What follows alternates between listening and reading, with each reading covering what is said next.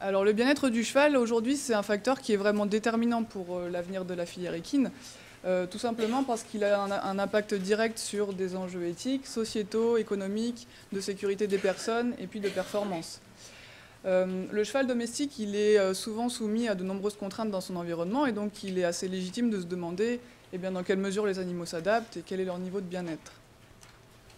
Le problème pour évaluer le bien-être, c'est qu'il s'agit d'un état subjectif, c'est-à-dire que chaque animal va évaluer lui-même sa propre situation.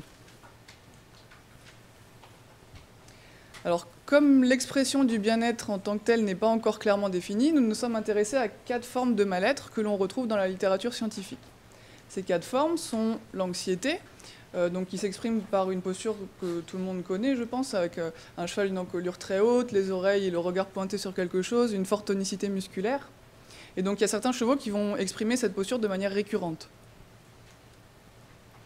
Les comportements stéréotypiques, alors là on retrouve des stéréotypies qui sont bien connus, comme par exemple le tic à l'appui ici, mais aussi d'autres qui sont un peu moins connus et peut-être plus discrètes à repérer, par exemple ce cheval qui exprime une stéréotypie orale.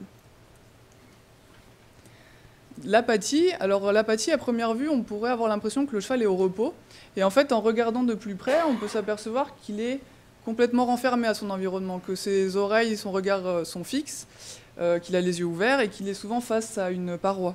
Donc ça, comme l'anxiété, il y a certains chevaux qui vont l'exprimer de manière récurrente. Et puis l'agressivité envers l'homme, donc ça c'est assez facilement reconnaissable. Il existe plusieurs manières d'évaluer ces 4 formes. On peut faire des observations directement dans les écuries, des questionnaires aux soigneurs, des enregistrements vidéo ou un protocole européen d'évaluation du bien-être qui s'appelle AWIN, que je ne vais pas redévelopper aujourd'hui parce que ça a déjà été fait dans des précédentes journées de recherche, notamment par Christine Briand. Si vous avez des questions, j'y répondrai après la présentation. Alors les objectifs de l'étude, c'était dans un premier temps de voir si ces 4 formes étaient présentes dans notre échantillon d'étude. Et ensuite, de savoir si les mesures qui permettent d'évaluer chacune de ces formes sont cohérentes entre elles. Par exemple, est-ce que questionner un soigneur et observer les chevaux dans les écuries donne les mêmes résultats? Nous avons ensuite exploré les relations qu'entretiennent ces formes de mal-être entre elles. Par exemple, est-ce que les chevaux qui tiquent sont aussi agressifs, ou est-ce que les chevaux apathiques présentent aussi des stéréotypies, etc. Et nous nous sommes demandé s'il pouvait y avoir une évolution du mal-être au cours du temps. Alors, cette étude a porté sur un échantillon assez important de plus de 200 chevaux, âgés de 3 à 19 ans, et ils étaient tous hébergés en box individuelle au sein d'une seule et même structure. La première chose, c'est que, effectivement, les 4 formes étaient bien présentes au sein de notre échantillon. Et concernant la cohérence entre les mesures, le calcul des coefficients de corrélation entre elles a bien permis de les regrouper au sein de la forme qu'elles étaient censées évaluer, donc c'était plutôt une bonne nouvelle. Mais avec cette analyse, on a aussi pu affiner nos formes de départ, c'est-à-dire que nous avons donc bien observé des chevaux qui exprimaient des stéréotypies, mais pour l'anxiété, nous avons vu des chevaux qui exprimaient d'une part une anxiété envers l'environnement, et d'autre part une anxiété envers l'homme. Ces derniers chevaux avaient aussi tendance à être agressifs, donc ils ont été regroupés au sein d'une seule catégorie. Et de même pour l'apathie, nous avons observé des chevaux apathiques de manière générale et des chevaux qui présentaient une attitude immobile envers l'homme. Alors pour cette dernière forme, il s'agirait peut-être plus d'un apprentissage que d'une forme de mal-être en elle-même, mais pour l'instant nous l'avons quand même conservé pour la suite du projet. Donc effectivement, les différentes mesures qui permettent d'évaluer les différentes formes vont dans le même sens, mais bon, pour plus de précision, il est conseillé de les multiplier tout simplement. Alors, à partir de ça, nous avons calculé pour chaque cheval de l'échantillon, donc les 200 et quelques, un score moyen. Et ce score moyen, il prenait en compte le fait que le cheval exprime ou non la forme concernée, et si oui, dans quelle proportion, quelle était l'intensité d'expression de cette forme-là. Et ce que nous avons pu observer, c'est que les 5 formes semblent indépendantes les unes des autres, c'est-à-dire qu'elles concernent globalement des individus différents. Par exemple, un cheval qui va exprimer fortement des stéréotypies ne sera pas du tout immobile envers l'homme, pas du tout agressif, pas du tout apathique et pas du tout anxieux envers l'environnement. Du coup, si on prend ce résultat dans l'autre sens, ça voudrait dire que ce n'est pas parce qu'un cheval ne tique pas qu'il va forcément bien, parce qu'il pourra présenter une des 4 autres formes. Et ceci est vrai du coup a été observé pour l'ensemble des 5 formes étudiées. Alors nous avons observé une très forte variabilité d'expression de ces formes au sein des chevaux de l'échantillon.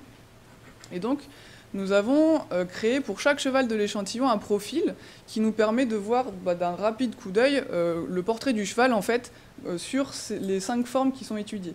Vous les avez ici, chaque couleur représente une forme différente. Et vous avez ici le portrait de 6 chevaux très différents. Si on prend le cheval du bas, on voit qu'il exprime très peu, voire pas du tout, les 5 formes de mal-être, parce que toutes les flèches sont dirigées à gauche. En revanche, le cheval du dessus présente des stéréotypies de manière extrême. On peut le voir avec la flèche orange. Le cheval du dessus a l'air extrêmement anxieux envers l'environnement, c'est la flèche violette, et ainsi de suite pour les autres formes. On peut du coup de nouveau observer cette relative indépendance entre les formes, puisque quand un cheval va exprimer par exemple fortement des stéréotypies, il ne va pas exprimer du tout, ou très très peu, les autres formes de mal-être. Alors du coup, nous nous sommes demandé s'il pouvait y avoir une évolution de ces formes de mal-être au cours du temps.